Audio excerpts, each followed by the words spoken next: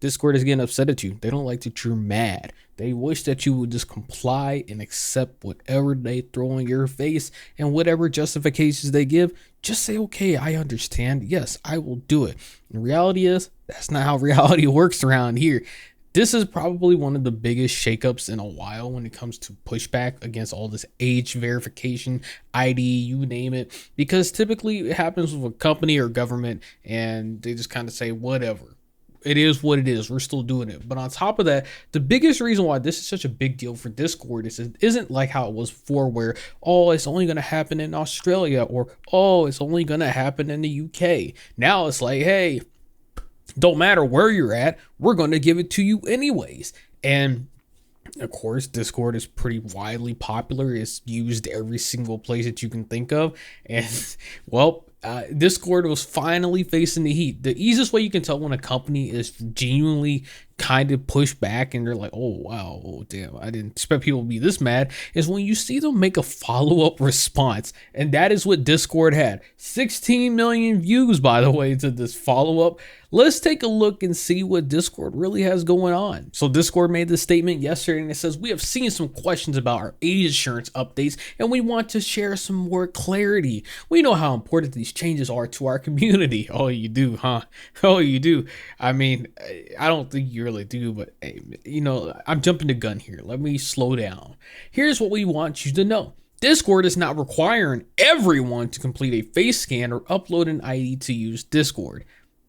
Hey, you know what? Here's what I'm gonna tell you. This is PR marketing. This is just PR in general. The way they're trying to word this is, oh, well, see, not everybody has to use it. If you're just using Discord and you just want to chat with your buddies, that's fine.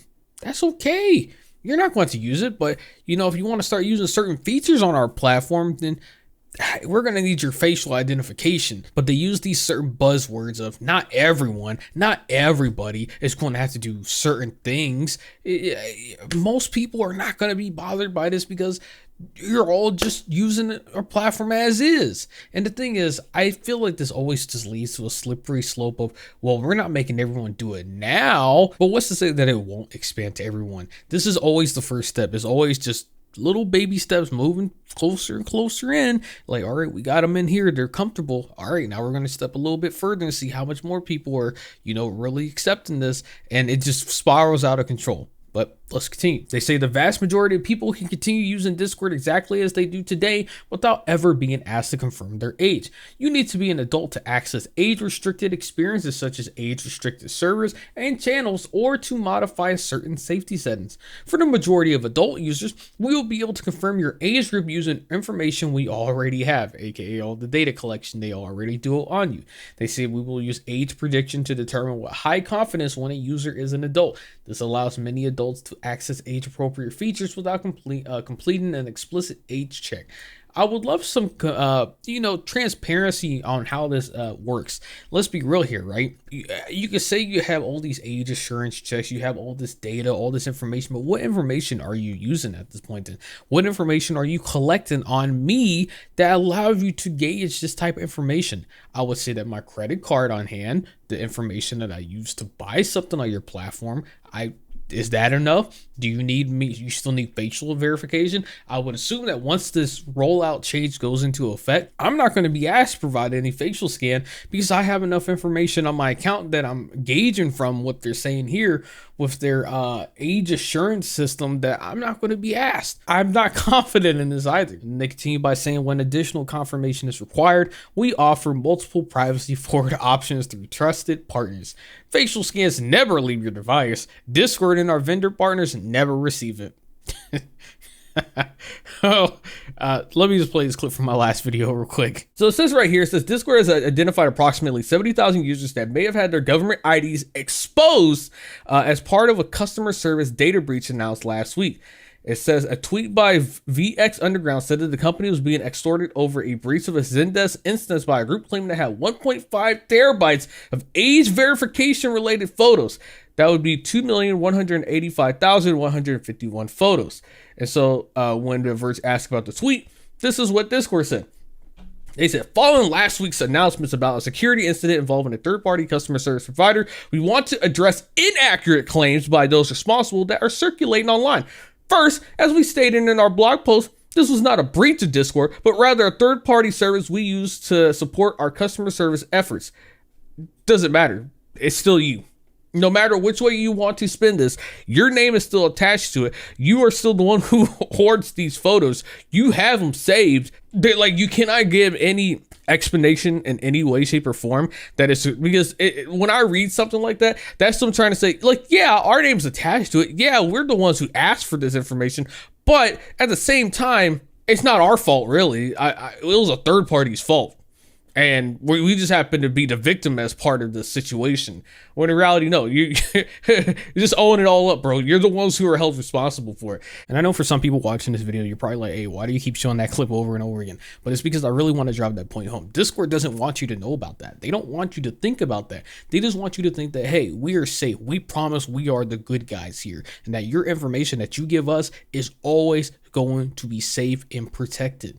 And the reality is that's a fabricated lie. No matter what company wants to tell you that they trust your data, they protect your data, they're always going to respect your privacy, that is the furthest thing from the truth. And if you really believe that when a company tells you that, boy, I got so many things I could sell you right now then. So continuing on, Discord says IDs are only used to get your age only and then delete it. Discord only receives your age. That's it. Your identity is never associated with your account. And then they finish off by saying, we hope this helps to clarify some of your questions. This work is important because building a safer Discord requires a thoughtful approach alongside the communities who make Discord special, aka please don't leave our service. If you're wondering just how big of a deal this is, right here, Discord alternative searches jumped 10,000% overnight as the gaming platform introduces global age verification. But going through here, let's take a look and see what some of the replies are. Someone said, explain this then. And so it said message has been redacted. It says Discord now requires ID verification in order to see certain messages. So, and then another comment says IDs are used to get your age only and then delete it, except for that massive data breach you just had, which I just talked about recently. Another person says if IDs are deleted right after, how did you guys have a data breach and over 70K IDs were leaked last year? It says, and when people started doing age verification, the third parties that hold onto this information is going to conveniently get hacked. A moment where everyone's personally identifiable information was stolen, and the firm definitely didn't make money off of the theft. And then another person says they made a 30-page essay on how they totally won't use this information to spy on you guys. Just believe them. And don't forget to spend 100 on Nitro before you go. There is no data breach in bossing say. Yeah, realistically, people aren't buying this, and I'm glad people aren't buying this because realistically, this is just PR fluff. This is them just trying to say, hey, come on guys, trust us. Discord we're always going to be squeaky clean, and we're the fun guys. We're here to just give you the best experience ever. And the reality is you haven't even addressed your data breach yet in a way that's actually transparent, in a way that at least instills confidence in your consumer. Instead, you deflect it, you put blame on someone else and say, hey, it's not that serious, it's not that big of a deal, it's not even our fault, you guys are blowing this way out of proportion. When you introduce something new where now you're starting to make it more or less mandatory to view messages and you have to have an ID verification in order to see everything, let's be real here, not everyone's going to be able to use Discord as they once had. And it's BS PR spin trying to say, oh, everything's going to be the same as you ever had, and pretty much everyone who uses Discord is not going to have to ever verify himself. And that's not really true, but I'm gonna leave you here. Let me know what you think.